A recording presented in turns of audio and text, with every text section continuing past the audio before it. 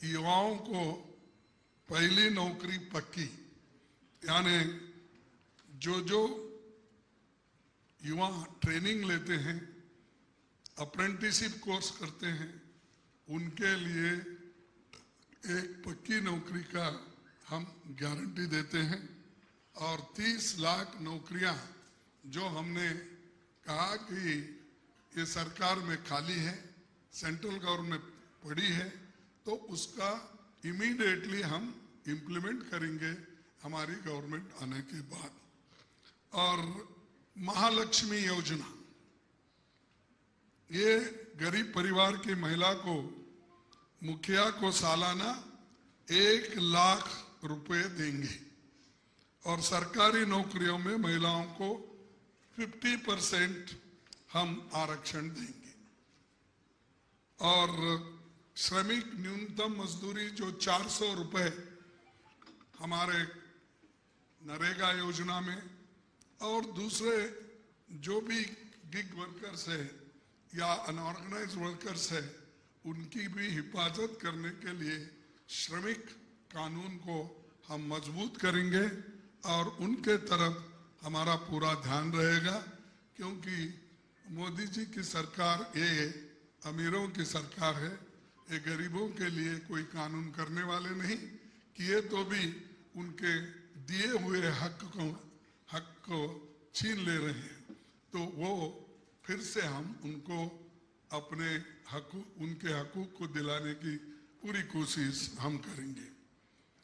MSP की guarantee, ये भी जो किसानों लड़ रहे हैं और बहुत दिन से ये बात चल रही है, तो एमएसपी को जो न्याय देना है, जिस ढंग से हमारे किसानों के लिए हम मदद करना है, वो जरूर मदद करने का भी हमने इसमें गारंटी दी है।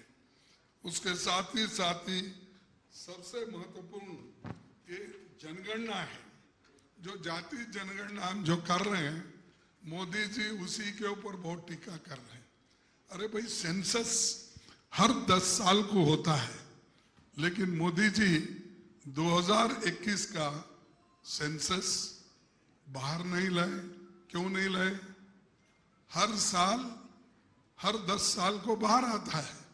उसके ऊपर जो एक निष्कर्ष निकाला जाता है, कौन से एरिया में हमको काम करना पड़ेगा और कौन से एरिया में हम कमजोर हैं, हेल्थ में कैसे हैं, एजुकेशन में कैसे हैं, और लिटरेसी प्रोग्राम कितना है, वुमेन डेवलपमेंट कितना है, और उनकी एम्पावरमेंट क्या है, चिल्ड्रन उसकी हेल्थ क्या है, और सारी चीजें उसमें बाहर आती है। लेकिन ये बाहर निकालने के लिए जाति जनगणना भी हम इसलिए कर रहे हैं, किस किस कौम में लोग कमजोर हैं, कौन से कौम ऐसे हैं जो एजुकेशन में कमजोर है, हेल्थ में कमजोर है, नौकरी नहीं मिल रही है, बिजनेस नहीं करना, उनको करने का अवसर नहीं मिल रहा है। ये चीजें हम लोग गरीबों को देने के लिए ये जाति जनगणना कर रहे हैं।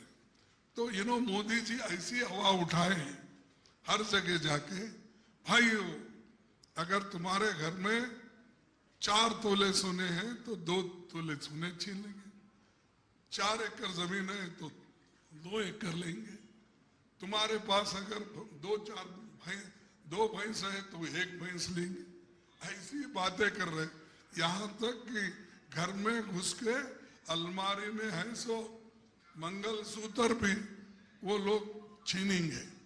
अरे मंगलसूत्र तो छीनने वाला अब तक कोई प्रधानमंत्री इस देश में पैदा नहीं हुआ, या कोई लोग भी पैदा नहीं हुए।